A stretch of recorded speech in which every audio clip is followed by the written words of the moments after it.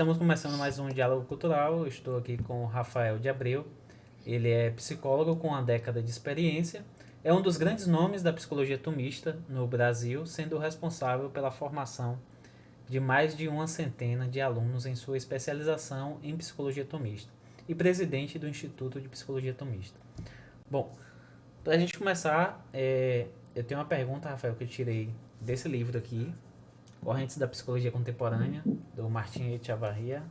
Não sei se a pronúncia é essa mesmo.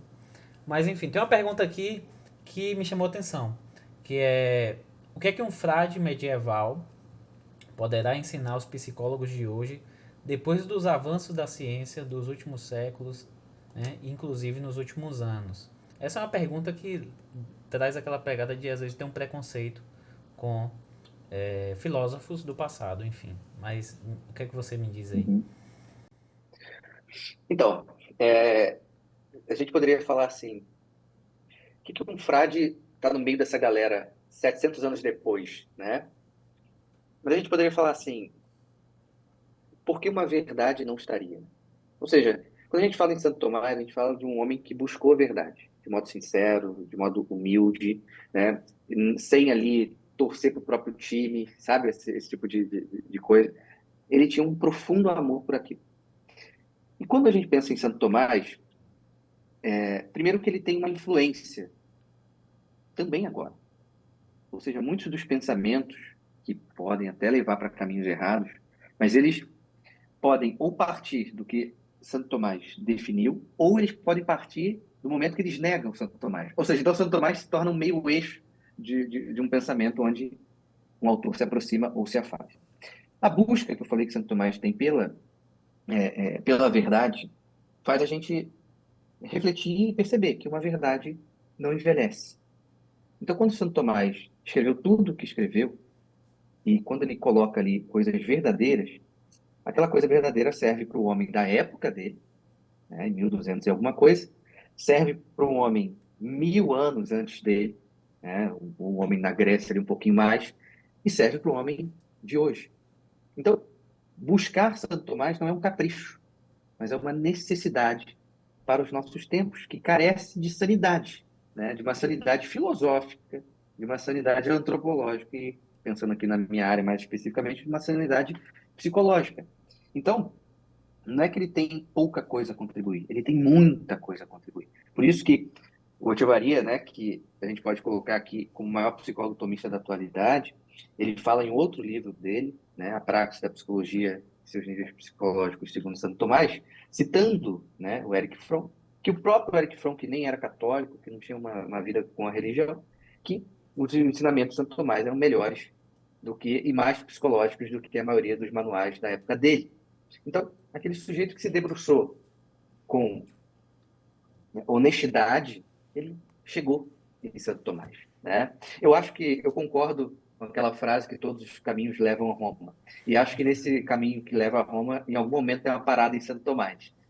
Então, Santo Tomás é um colosso, é uma catedral do pensamento. Então, ele não serve só para psicologia, é para todos os saberes. Eu tenho um arquiteto, né, um amigo meu, que ele estuda profundamente tomismo para aplicar no seu trabalho como arquiteto, né? Então, é uma via que um profissional só tem a ganhar, né? Claro, se debruçando de forma honesta, né, sem os preconceitos, né, mas buscando realmente aprender, ele vai aprender, seja ele um psicólogo, enfim, qualquer área de atuação, principalmente que se relaciona com pessoas. Santo Tomás foi um profundo conhecedor de pessoas, né? Então, eu acho que esse frade aí tão importante, ele é vital para a história da humanidade e para a sanidade da humanidade também. Rafael, me fala um pouquinho sobre a diferença das outras correntes de psicologia em relação ao tomismo.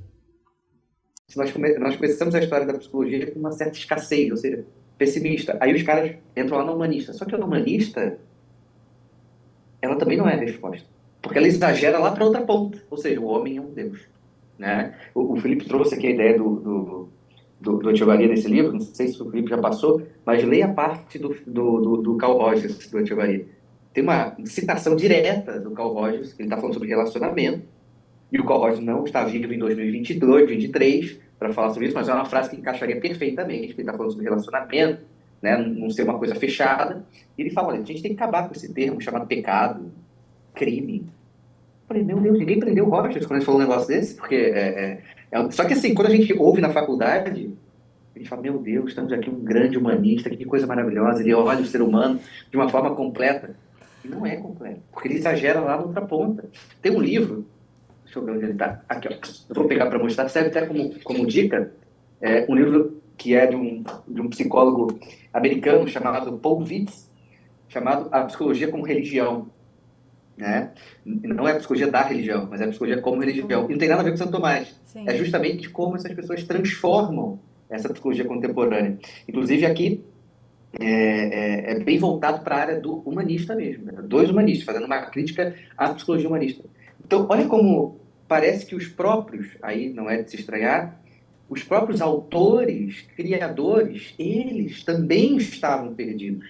Eles também estavam, de uma certa forma, rebeldes à verdade, à virtude. Abri um parênteses bem rápido aqui. Eu lembro quando eu apresentei minha monografia na faculdade, lembrei disso aqui agora.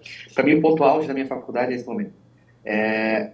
Eu apresentei um trabalho sobre psicologia atomista. Eu consegui fazer isso, né? E consegui tirar a nota máxima. É outro milagre que aconteceu, ter me aceitado e ter dado a nota máxima nesse processo. Só que eu coloquei um psicanalista daqueles de piadas ácidas contra a igreja na minha banca. Eu coloquei ele de propósito. Eu queria que ele me criticasse, porque ou eu iria respondê-lo ali, ou eu iria respondê-lo depois de uma espécie de blog, enfim.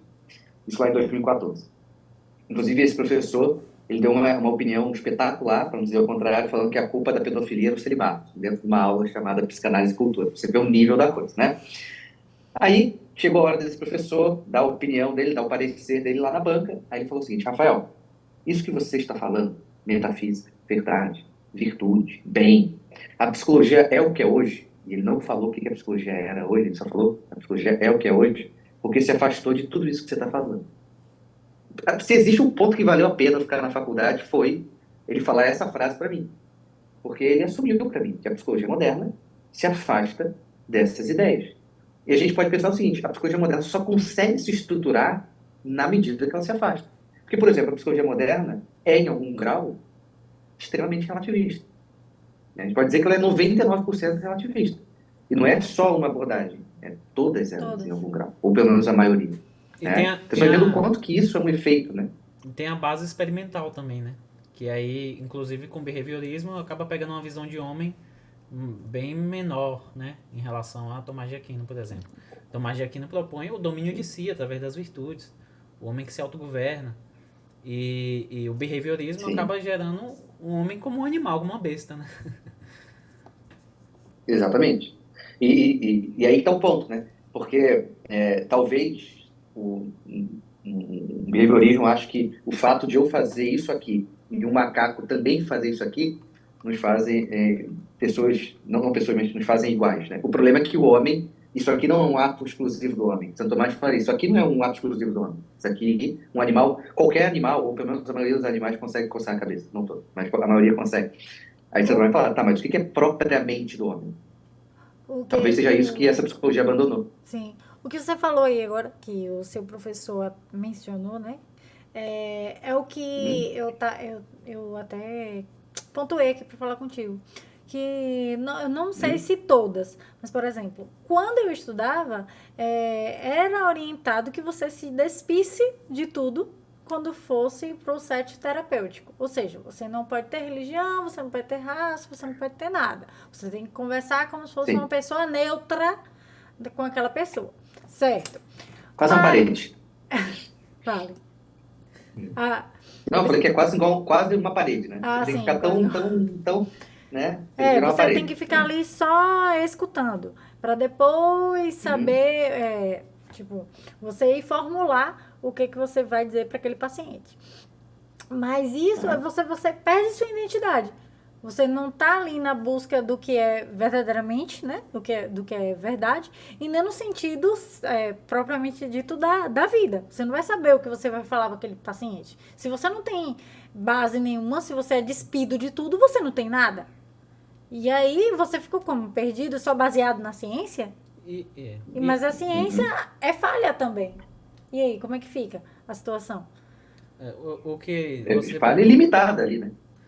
Você até pontuou ali, né? Que meio que cai por terra esse mito da imparcialidade. É um mito isso, né? Total. E olha que ponto interessante, né? Essa movimentação, eu acho que quase coloca na cabeça de um psicólogo um transtorno de personalidade, né? Porque quem eu sou, né? Eu sou o Sim, psicólogo, Rafael, eu sou o Rafael. A gente é um só. É óbvio que, pela minha maturidade, tem coisas que eu não vou falar dentro do consultório, né? Mas, assim, quer ver um exemplo que eu dou? A pessoa fala assim, você não pode misturar religião com o teu consultório. Ok. Quando eu falo de psicologia atomista, eu não estou misturando, mas esse aqui é um outro assunto. Mas o que essa pessoa quer dizer com isso? Porque quando as pessoas atacam dessa forma, elas pensam o seguinte, aquela frase de São Paulo, o bem que eu quero, esse não faço, o mal que eu não quero, esse eu faço. Cara, 100% dos teus pacientes chegam com essa frase na prática. Então, ou seja, você talvez não vai citar, na Bíblia está ali, mas ali não tem um conhecimento também psicológico sobre o homem? Não, mas exclui tudo isso, porque agora você tem que ler lá as 10 regras da abordagem e tal. Então, eu acho que é um movimento, às vezes me dá a sensação até maldoso, porque eu pergunto para os meus alunos, o que é terapêutico? Qual o limite do terapêutico? Olha, terapêutico pode ser várias coisas. Um quadro pode ser terapêutico, uma música pode ser terapêutico, um filme pode ser terapêutico, uma conversa pode ser, uma conversa sem ser com um psicólogo, uma conversa com um bom amigo pode ser terapêutico, uma conversa com um avô pode ser terapêutico, brincar com um cachorrinho pode ser terapêutico, né? E de repente, tudo isso pode ser terapêutico, mas se eu... não, mas isso aqui eles falam que tem uma verdade, logo isso aqui não pode ser terapêutico.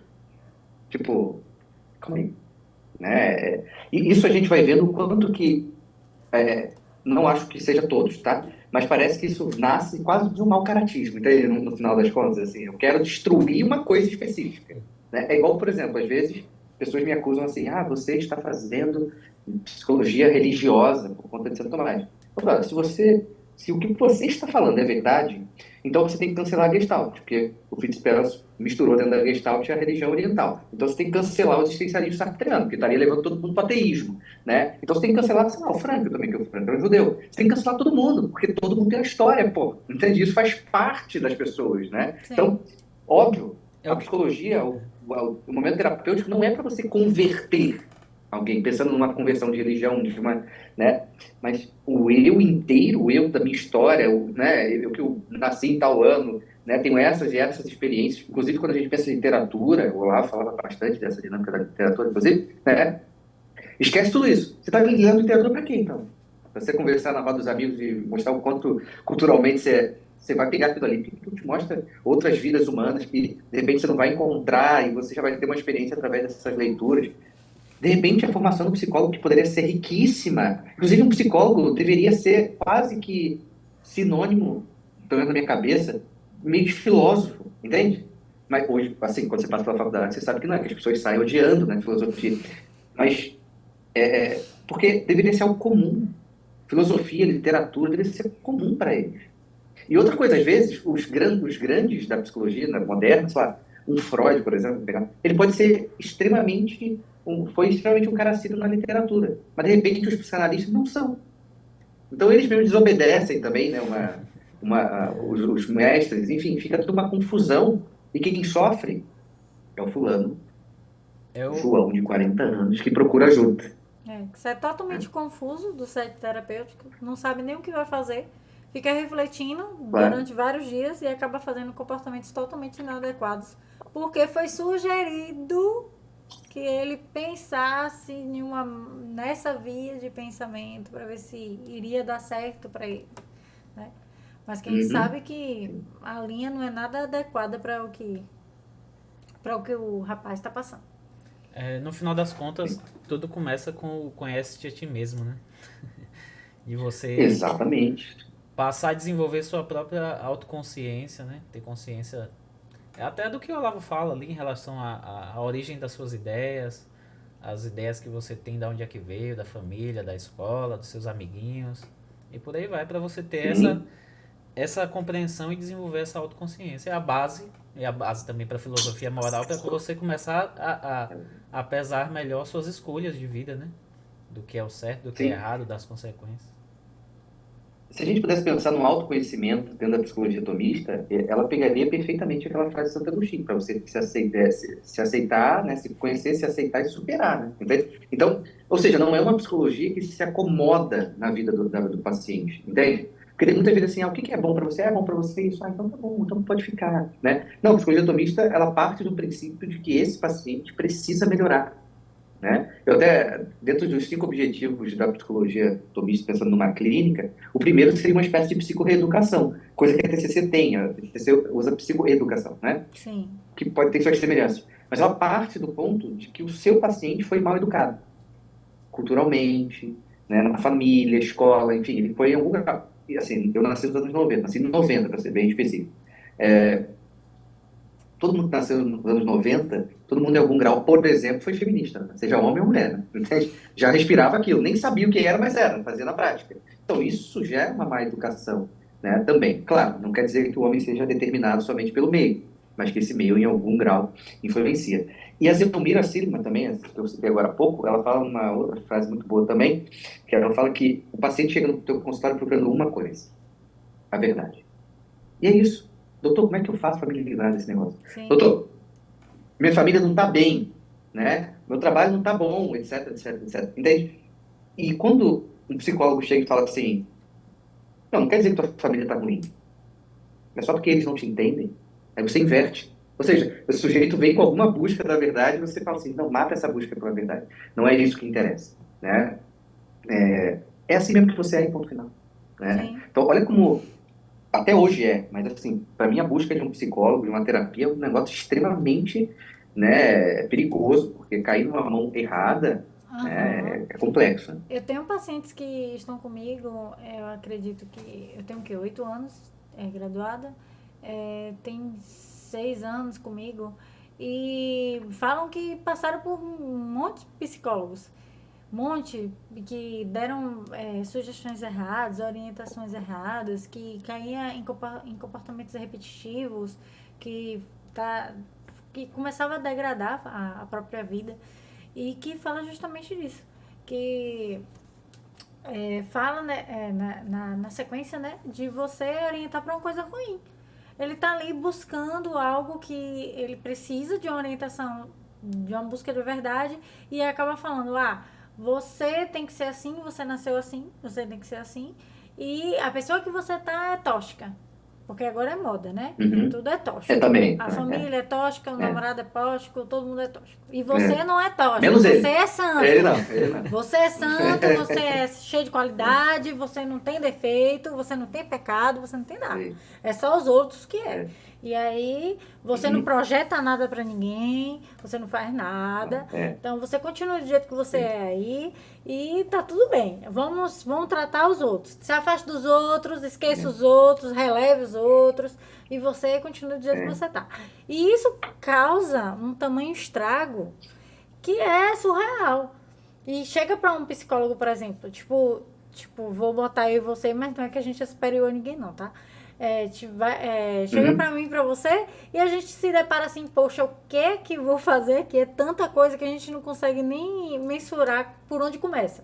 Porque é tanta coisa que acabou sendo estragada pelo meio do caminho, que eu falo assim, Sim. eu tenho hora que eu paro assim, meu Deus, por onde eu vou começar aqui? Porque o negócio tá sério. Principalmente eu que não tenho uma base. Você ainda tem uma base que é melhor, né? Que você se debruça Uhum.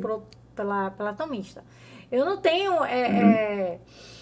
essa literatura assim da tomista, eu não tenho esse conhecimento ainda. Como eu falei, eu bebo muito pouco do que eu Uhum. sei. Até porque eu nem sabia muito sobre a tomista. Para você ter uma Uhum. ideia, eu sou psicóloga, mas quem me apresentou a psicologia tomista foi o meu esposo. Porque Sim. eu não sabia, até tanto que eu ia te perguntar, quando foi que a tomista começou a ter esse resgate? Quando é que foi que ela nasceu? Quando é que ela chegou assim na clínica? Porque ela não é apresentada pra gente. Ela não é apresentada, Não. ela não é falada em nenhum momento na graduação. Ela veio pra mim mesmo, pra ser bem sincera, foi esse ano. Quando eu comecei a me Sim. debruçar sobre as coisas que eu estava aprendendo, sobre feminismo, sobre globalismo, sobre outras coisas, e Sim. acabei me batendo Uhum. com o Santo Tomás de Aquino e vi o tomismo. Mas Sim. não é apresentado na psicologia em nenhum momento. Não, não, não. O máximo é uma aula de. Vai passar na história ali, meio da filosofia, vamos falar, tem um Tomás de Aquino, pô, vamos próximo. É meio assim, né? Como falam dele Nem isso na eu faculdade. tive. Quando falo, né? Nem isso eu É. tive. Nem isso eu tive. Eu nem Uhum. sabia que era São Tomás de Aquino. Pensar numa psicologia tomista dentro de uma perspectiva clínica, ok? Clínica é algo realmente novo, tá? Como que, assim, vou pensar nela vindo para o Brasil, tá? Para a gente pegar um pouco Sim, da história. O principal livro da Echevarria, que é A Prática da Psicologia e seus níveis epistemológicos, segundo Santo Tomás, é de 2004. É loucura, né? A gente pensar que esse livro é de 2004, sim. né? Ele foi traduzido para o Brasil em 2021, né? Então, tipo, quase 20 anos depois, o Brasil tem um livro traduzido. Eu conheci esse livro, eu peguei eu tenho a edição em espanhol, em 2012, 13. Foi quando eu peguei ela em mãos. Assim, a psicologia atomista no Brasil, ela nasce de maneira muito direta com o professor Sidney Silveira, Sim. tá? Eu acho que assim, o professor Sidney ele vai ser, ao meu ver, lembrado por algumas outras coisas, mas isso principalmente. Ele é o cara que traz o Ativaria para o Brasil em 2011. Também é uma coisa assim, meio assustadora, ele falando sobre já uma palestra sobre psicologia atomista com o maior psicólogo atomista que nós temos na atualidade, que é o Ativaria. Então, a partir desse momento, eu acho que a partir de 2010, 11, com a vinda dele para cá, eu acho que isso começa a fomentar os meios ali de que existe uma psicologia e as pessoas começam a se debruçar. Uma coisa que eu vou falar agora, eu nem uso muito isso, inclusive se eu usasse muito, estaria na minha apresentação. Mas, publicamente, eu sou o primeiro psicólogo atomista do Brasil. Se existem outros, eu não sei, porque eles não saíram publicamente, né? Então, não fico sabendo. Então, eu faço um trabalho de uma certa sistematização dessa psicologia para uma dinâmica clínica, ok? Pensando numa psicoterapia atomista. Quando você lê o Echevarria, numa praxis, claro que ele coloca ali algo, mas é um livro extremamente teórico, porque é a função do livro, inclusive, né? Então, o meu trabalho aqui não é superar o Echevarria, porque eu não acho que eu vou superar esse cara. Eu não quero fazer um livro igual dele, eu quero fazer justamente dentro do que é o meu trabalho. Então, como eu sou um psicólogo clínico, a minha ideia é cada vez mais expandir essa ideia de uma psicologia atomista aplicada na clínica. Até pensando mesmo em técnicas, né? Uma técnica da psicologia atomista, mas ela também como base, né? Como que a gente pensa, o que essa psicologia buscaria dentro do consultório, né? Inclusive, se tudo der certo, conto com a relação de todos vocês que estiverem aqui me assistindo, né? Se tudo der certo, em junho sai o livro, sai o meu livro, que é exatamente a Introdução à Psicoterapia Atomista, Que delícia. Eu ia né? até perguntar quando é que você ia lançar um livro, mas você já se adiantou. Eu só preciso terminar de escrever, que aí o grande vem filho aí no meio do caminho, enfim, vamos torcer. Mas a ideia é que tenha uma construção dessa clínica. Por quê? Nem o Ativaria, ele é um psicólogo clínico. Ou, assim, ele não atende faz muito tempo. Então, ele é um acadêmico, ele é professor e tudo mais. E eu sei que os psicólogos que me chamam, eles me chamam assim, tá, eu li a Suma, ou eu estou lendo o Ativaria, mas como é que eu faço essa Sim. transição?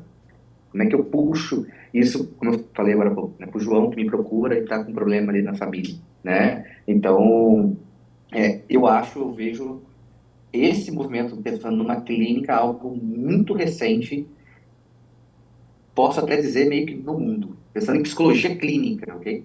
Eu acho que isso é bem recente no mundo. Já com psicologia, aí, se você pegar lá, o Rui Marim, que é um grande teólogo, dentro dos livros dele de teologia, você consegue ver uma psicologia tomista. Aí o Garrigou Lagrange, aí você consegue, dentro da história, pegar os tomistas ali, você consegue visualizar que há uma psicologia tomista. Mas nessa dinâmica clínica, aí a gente pode falar que é uma coisa realmente nova. Só que o mais legal disso tudo é que justamente por ela ter uma base que não é nova, né? Então uma base filosófica antropológica do tomismo, que a gente pode puxar até numa base meio aristotélica tomista, no final das contas. Então a base dela dá muito sustento. Então você não vai olhar com desconfiança. Então você olha e fala assim, pô, esse negócio aí dá jogo, porque essa base é tão boa que o fruto dessa base com certeza vai ser alguma coisa bacana, né?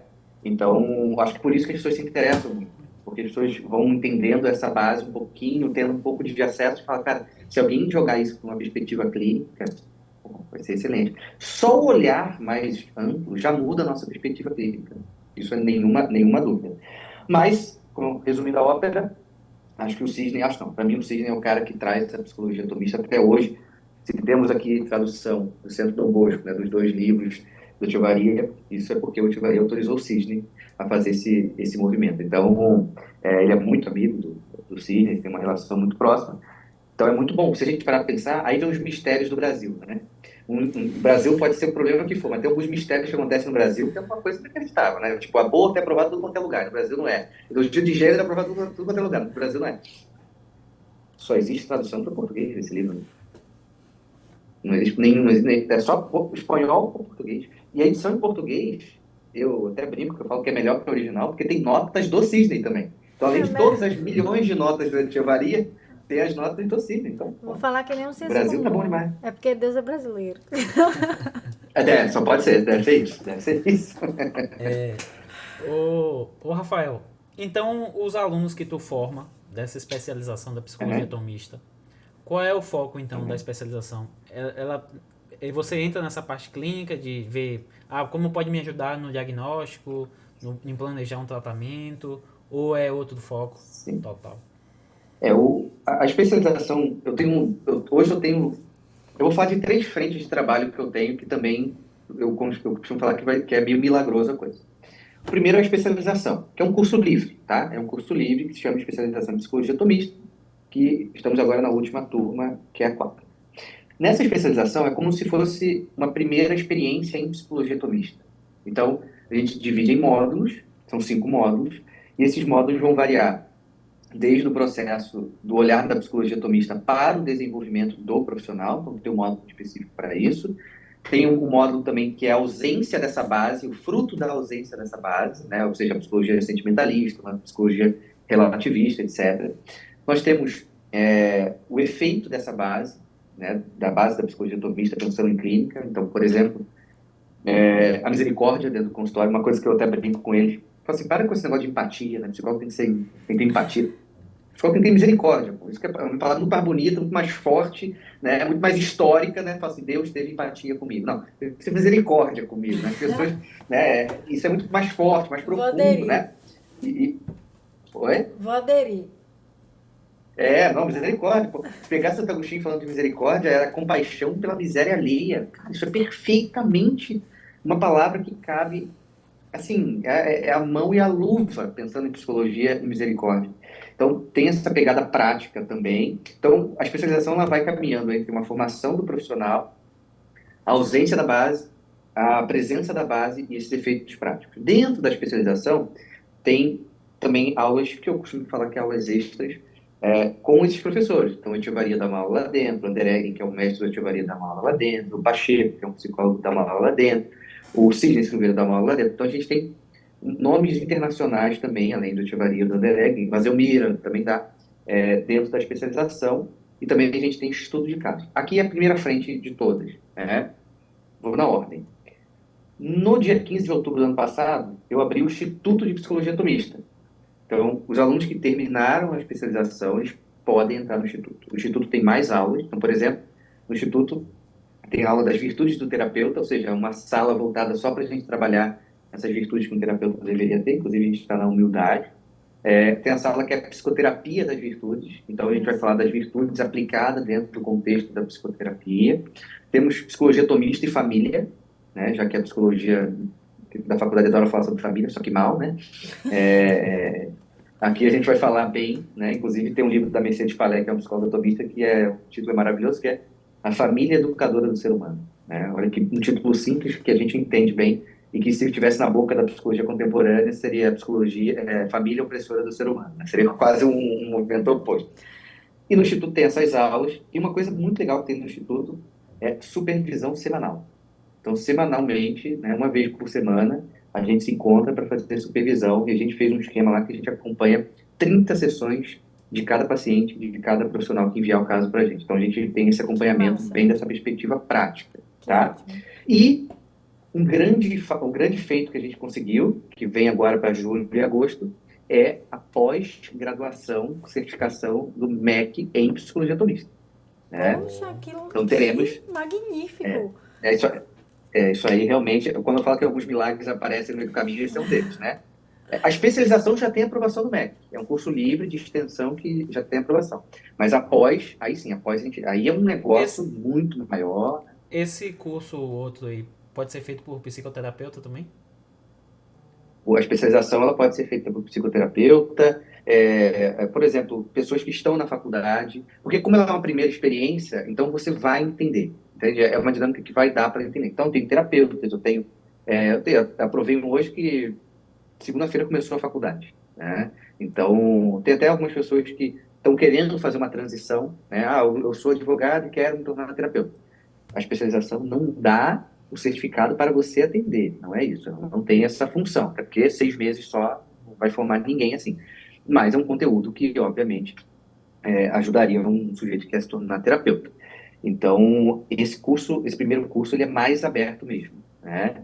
No Instituto, o ideal do Instituto é que sejam profissionais que já estejam atendendo, justamente para aproveitar da supervisão, das outras formações. Sim. Inclusive, a gente tem professores convidados, né, para dar algumas disciplinas. Então, a gente tem uma psicóloga chamada Gabriela Azevedo, que está dando 2 módulos sobre suicidologia. Então, ela traz o módulo ali, e no final do módulo eu participo com ela, que eu dou uma olhada um pouco da psicologia atomista dentro do que ela falou ali também. Então, a ideia é sempre a gente também trazendo professores convidados. Então, assim, tem uma outra coisa que eu gostaria de falar também aqui, que é o seguinte: no dia 24 de junho, porque teoricamente, enquanto o livro será lançado, teremos no Brasil o primeiro Congresso Internacional de Psicologia Atomista, Ah, que legal. Muito bom.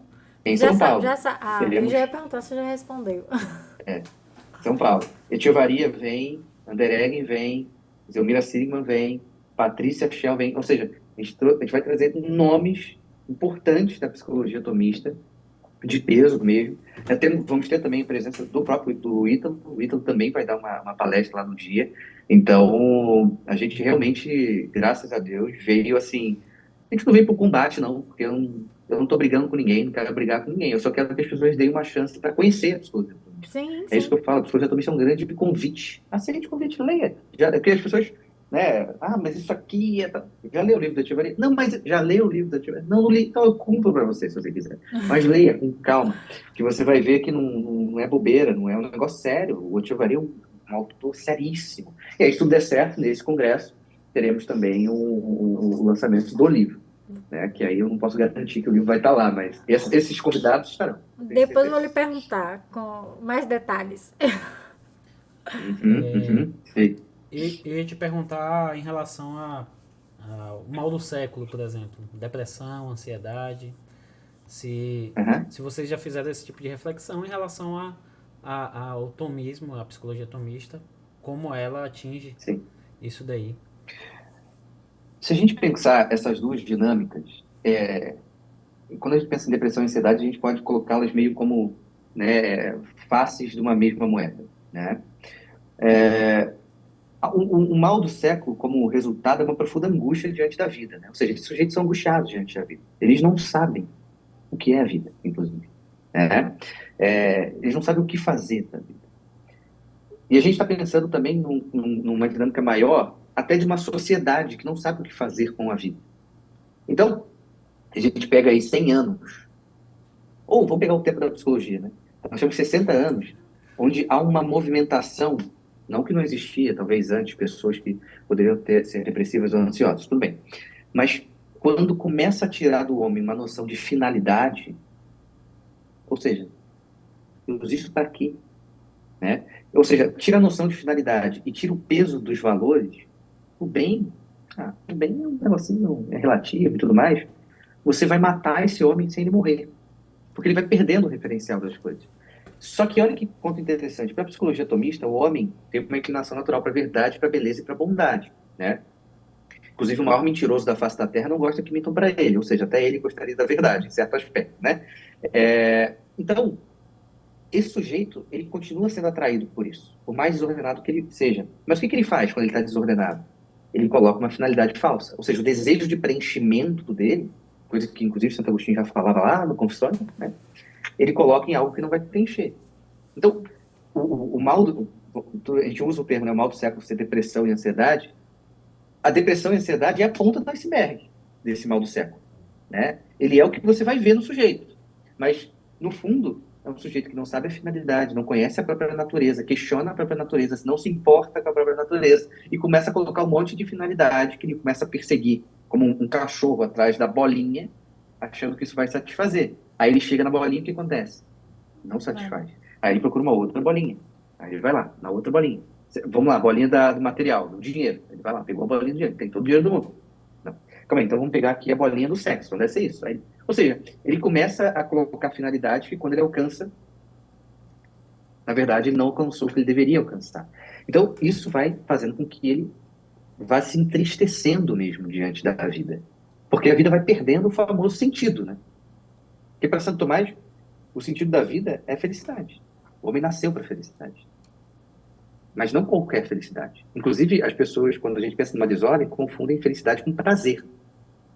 Então, um prazer não é necessariamente uma felicidade. Se a gente pensar na perspectiva do pecado, o pecado gera prazer, não necessariamente felicidade, né? Então, esse rompimento de que o homem nasceu para um fim destrói esse homem, no final das contas. Né? O Echevarria vai falar, nascemos para a felicidade e não tem como não desejá-la. Mas o ponto é, não tem como não desejá-la, eu concordo com o Echevarria. Só que se ele coloca essa felicidade onde não está, esse sujeito vai ser extremamente nocivo a ele mesmo e, no final das contas, para as outras pessoas. Por exemplo, eu nasci nos anos 90. Na minha época, era muito difícil a gente ver colegas de classe depressivos, ansiosos. Não tinha muito isso. Era uma coisa meio rara até. E isso que a gente passa bastante tempo no colégio. Então a gente conhece os nossos amigos, a gente lembra da nossa sala. Mas a gente pega a geração que nasce em 2000, um pouquinho depois, é uma geração extremamente depressiva, tem quase um flerte existencial com suicídio quase o tempo inteiro. Mas o que aconteceu ali? Eu mato essa finalidade desse homem. Ou seja, essa geração nasce com a internet, com uma distribuição de conteúdo numa velocidade enorme, nada satisfaz, né? Antigamente, meu bisavô estava lá, capinando o mesmo lote, plantando a mesma semente, colhendo no mesmo lugar, almoçando no 4:30 da manhã, almoçando 8, tipo isso. Então, tipo, fazendo a mesma coisa com a mesma pessoa, e ele não tinha essa dinâmica. Ele era mais conformado no sentido positivo da palavra. Né? Porque hoje a gente fala, nós temos essa dinâmica de supercomunicação, de super... Né, eu posso entrar na biblioteca na Inglaterra e ver os livros que tem lá, tá, tudo isso não importa, se você não conseguir entender qual é a sua finalidade. Né? Não é à toa que é isso, nós somos jovens e jovens adultos que têm acesso a um monte de coisa e olha para você dentro do consultório, porque obviamente ele vai para terapia, né? E fala assim, eu não sei o que fazer na minha vida. Eu não sei para que a vida serve. Né? Então ele está profundamente triste. Então perdeu-se a finalidade da vida e começa a andar vagando, né? Eu acho que eu gosto do termo do Corção, né? Que é o século do nada, né? Então é meio isso, né? O sujeito anda meio no meio do nada, para lugar nenhum, buscando coisa nenhuma, né? Só que a psicologia atomista é para cima ou para baixo. Né? Você está melhorando ou você está piorando, seja você percebendo isso ou não. Então, esses sujeitos começam a piorar. Aí a gente vai ver um alto índice de depressão, a gente vai ver um alto índice de ansiedade. Por isso que o tratamento precisa ser integral. Porque eu posso, por via de medicamento, diminuir a intensidade, não resolver. Ou seja, então o sujeito continua em crise existencial, só que agora ele vai causar menos dano nele mesmo. Só que, de novo, tá? A gente precisa recuperar esse cara. Porque eu falo que a psicologia atomista, e na verdade qualquer psicólogo, deveria ser um certo porta-voz também da esperança. Né? Ou seja, a gente se relaciona muito com a esperança. A gente casa porque a gente tem esperança. A gente tem filho porque a gente tem esperança. A gente luta para viver a fé da maneira mais digna possível porque a gente tem esperança. A gente se relaciona com a vida sempre com esperança. A gente tem uma geração doente porque não tem nenhuma esperança. Sim. Com nada. E aí, como é que ele faz? Como é que ele consegue viver? Porque ele tenta esconder-se da própria consciência. Como? Injetando prazer. Então, quanto mais prazer ele injeta, mais ele vai esquecendo de pensar sobre si, sobre o que ele quer, o que ele não quer. Só que, de novo, isso não resolve, só vai adiar, como se fosse, né, uma pessoa que está fugindo, sei lá, da polícia. Ele se esconde, mas a polícia vai continuar vindo atrás dele. Ele achou o esconderijo. Vai virar uma fuga da desordem que ele não resolve combater. Ele só resolve fugir, mas ela vai te alcançar. Então, não tem para onde correr. Ansiedade e depressão passa por questões filosóficas, antropológicas, nutricionais, tudo, é uma dinâmica integral, mas principalmente, ao meu ver, teológico, né? Tirou-se Deus do caminho do homem, o homem que resolveu se tornar Deus, e como ele não tem nenhuma capacidade para isso, aí ele adoece, e adoece de modo severo. E esse é o grande drama da vida, Sim. né? Pessoas que têm grandes potenciais e vai se perdendo, né? Uhum. Não existe civilização sem... Toda civilização ela nasce com sua própria mitologia, né? Então o aspecto religioso e espiritual ele é fundamental, ele faz parte da natureza humana. O mistério está aí Sim. e as pessoas acabam esquecendo dele. Essa questão do mistério é muito importante. Quando eu falo na especialização sobre o que é o homem, né, a gente pode pegar a definição que o Santo Tomás usa de Boécio, né, que é a substância individual, de natureza racional, e aí eu faço algumas complementações, vamos dizer assim, que eu falo que o homem ele é um mistério. E ele tem que ser um mistério, né? E a gente tem que aprender a contemplar esse mistério. Santo Tomás falava que a gente não conseguiria esgotar a natureza de uma mosca. Imagina de um homem, né? Então, por exemplo, eu tenho uma fotinha aqui, né? A minha filha, que vai nascer mais ou menos daqui a 2 meses, ela sempre participa das minhas coisas aqui, que eu sempre dou o exemplo dela. Aqui tem ela com, sei lá, 28 semanas. Provavelmente 28 semanas, a Olivia. Quando eu olho para isso aqui, é profundamente cheio de mistério. Sim. Eu até brinco com os meus alunos que o primeiro contato interpessoal de uma pessoa, de todos nós, inclusive, o primeiro contato foi com Deus que nos criou, né? Não é com a minha mãe, que estava na barriga, né? Então, eu não sei se a Olivia tem cabelo, muito cabelo, pouco cabelo, se é preto, se o olho é preto, verde, azul, não faço ideia, né? Então tem um mistério que precisa ser contemplado. Para quem tem filhos, já nasceu, está correndo, brincando com o irmãozinho no parquinho, um pai e uma mãe conseguem ficar ali contemplando, ali, encantado, né? Com uma dinâmica de contemplação. Um homem precisa, nós, profissionais, precisamos contemplar esse homem. E não é o homem que eu conheço só, é o homem que me pede ajuda. Ou seja, como que eu contemplo ele? Só olhando pela doença dele? Não. Porque eu não estou contemplando ele, estou contemplando só a doença dele. Como que eu contemplo esse cara? A partir do momento que eu sei a natureza dele, que é a mesma que a minha. Ou seja, se eu sei que eu busco a verdade, o bem e a beleza, esse sujeito também busca, e eu percebo que ele está afastado, eu consigo contemplar isso aí. Olha que mistério. Esse sujeito está todo ferrado na minha frente. Mas aquela natureza dele está ali meio que, né, respirando por aparelhos, mas desejando verdade. Me dá um pouco de verdade, me dá um pouco de bondade, me dá um pouco de beleza. E a gente perdeu isso. A formação tirou isso da gente.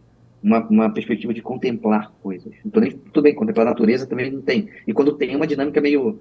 Uma contemplação meio de uma semi-religião, uma coisa meio esquisita, né? Vira tudo meio de boteco, né? Então vira uma contemplação de boteco, né? Não é bem uma contemplação, a gente bate uma palma pro sol ali, tá tudo resolvido. Não é isso. É uma contemplação que quer enxergar aquilo que não dá para enxergar. Que é justamente quando a gente olha para um filho, quando a gente olha para um sacramento, pensando aqui na vida católica, por exemplo, é um mistério, cara. É um mistério, as coisas são um mistério. Então, saber olhar o mistério do homem e não necessariamente tentar desvendar, porque a gente não está aqui para desvendar todos os mistérios, mas para a gente entender que há um mistério ali e que a graça está aí também, né? Eu acho que é um grande benefício para um profissional de psicologia. Uhum. Rafa, eu queria agradecer demais esse tempinho que você tirou aqui pra gente, a disponibilidade, a sua atenção. Abraçar nosso projeto, né? Porque eu cheguei com um nada na tua frente e você meio que falou comigo, foi atencioso, disponibilizou seu tempo para estar aqui, que eu sei que você é muito corrido, inclusive ia me candidatar para ser entrevistada por você, para pensar entrar na especialização. Tô ainda olhando como é que eu vou fazer isso, mas ainda penso em fazer. Sei que é a última turma, estou aqui orando para que eu consiga, porque eu penso muito em estudar e ver outra abordagem como atomista, porque, tipo, ganhou meu coração. Era necessariamente o que eu precisava para continuar. Que o meio estava muito desestimulada da psicologia. Por mais que a TCC me ajude, é objetiva, é bem prática e tudo mais, mas eu estava desmotivada quando eu vi eu comecei a ter muito conhecimento sobre a verdade, angariar muita coisa para mim, e eu chegava a pacientes que eu falava, meu Deus, eu não sei o que que eu vou fazer, eu não sei como é que eu vou falar, eu não sei eu não quero mais. Eu cheguei ao tempo de falar, não quero mais, amor, não vou mais trabalhar com psicologia. E aí eu conheci a Tomista. E aí eu meio que, tipo, foi como se fosse uma luzinha, assim. E aí eu tô vendo como é que eu vou fazer, me organizar, pra tentar entrar nessa quarta turma. Mas seja o que Deus quiser, né?